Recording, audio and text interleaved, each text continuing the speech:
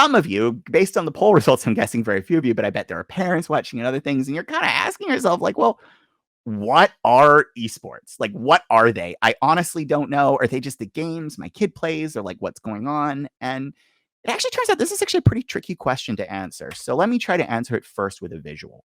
I think images like this do a really great job of describing what esports are. They are basically massive traditional esports today. They're games that are played by, as we saw from, for example, our early question with Fortnite, literally hundreds of millions of players. They're organized into professional leagues, right? There are professional teams that play and participate in this league. They sell out massive venues, the world's biggest venues. They have huge broadcasts online. By some estimates, esports in the United States is now more popular than baseball and basketball. Literally, more people watch it than two of the most established sports in the States and arguably the world. That's pretty crazy. There's huge prizing, flashy production, and it really is becoming sort of, I think, the sport of the future. It is not, kids sitting, by themselves at their computer, at their console playing. It really has morphed into a pretty radically massive industry. But when you actually dig under the surface and you're trying to define what an esport is, it gets a little bit tricky, right? It gets a little bit tricky because you might say, okay, William, this is easy. I'll give you a definition. These esports, they're digitally competitive games. That's fundamentally what they are, right? League of Legends, it's a digital game that you play against other people, right? That also works for Overwatch. That also works for Valorant, right? Like, that's what these things are. But I would say to you, okay, well, it's an interesting thought. Let me give you sort of a question. What about chess, right? You think of chess, you're like, well, there is no way that is an esport. That's a game that was invented thousands of years ago. It was played before computers existed. That is super analog, right? Well, then why are big esports teams signing pro chess players? Why are there hugely successful streamers on traditional esports platforms like Twitch playing and talking about chess? And, more to the point here, why? Why is chess, this like ancient game, being referred to in press and media and journalism as a breakout esport? What's going on? That feels weird, right? So this definition of digitally competitive games, it's tricky because then you look at an example like chess and you say, well, that's behaving like an esports state, being treated like an esport. But it's sort of the antithesis of esports. And you might say, well, okay, William, I'll tell you what it is. Give you another thing. It's the big leagues. It's the organization around it. Because when I think of esports, I think of something like Riot Games and the LCS World Finals, right? And I would say to you, okay, that's an interesting thought, that it's because these games have been organized and professionalized, right? But then let's take an example of something like football or, say, cricket, right?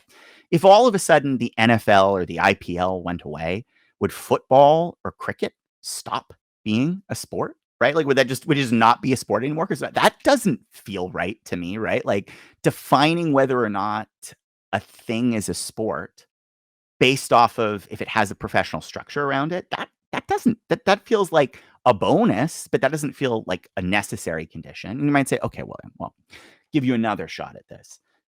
I think esports is about money and career, right? I think it's the fact that you can earn a living off of playing these games.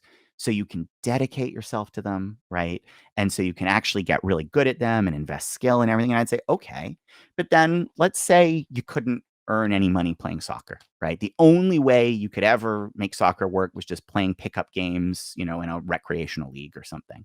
Well, is soccer not a sport then, just because I can't get paid doing it? That feels like a bad definition too, right? So when you really dig under the hood, defining what esports is quite tricky until you do this. And this is really my thesis for what's going on in esports today. I think what's happening is esports is the dawn of games as media properties.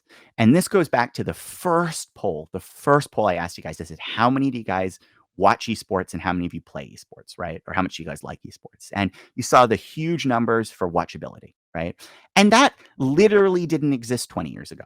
Like 20 years ago, like, how did you watch? Like, first of all, what were esports 20 years ago? But like, how were you going to watch them, right? Like, what? So what's really happening in esports today, and what explains how this class of competition is performing, so I'm going to have a sip of my coffee here, is that esports has woken up as a media property, right? Esports has become a media property. And what that means is now that people are watching it, first of all, it's very different than just playing it. There's a whole new, different way you can interact with your game.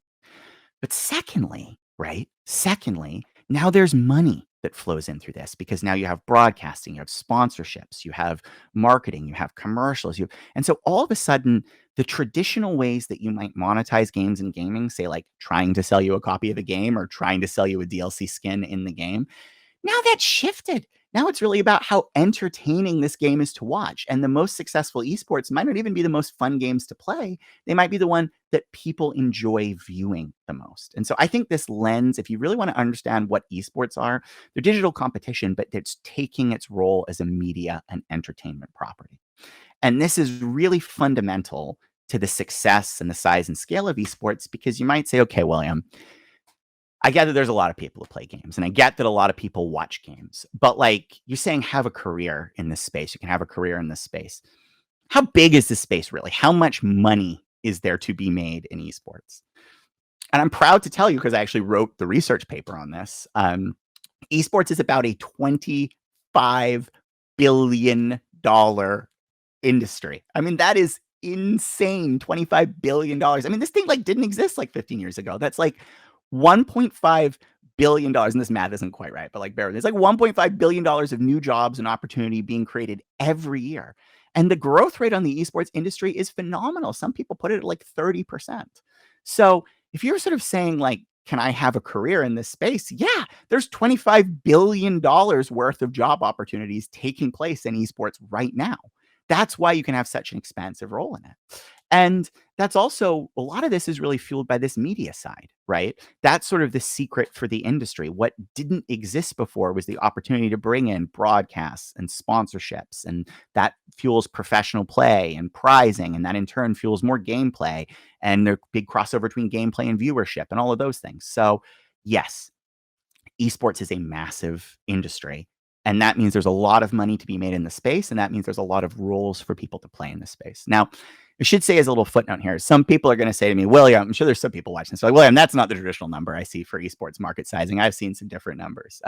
You can read my research paper in IGE, but crucially, this number incorporates basically everything to do with esports, which I think is a better estimate than some of the other numbers that are out there. The biggest thing it adds that maybe aren't other numbers you might see is actually the publisher revenues from esports games, because I think it's crazy that you wouldn't count those in the size of a market for esports. But that's a footnote just for anyone who asks. But 25 billion is, I think, a really good number for the size of the industry and how popular and successful it is.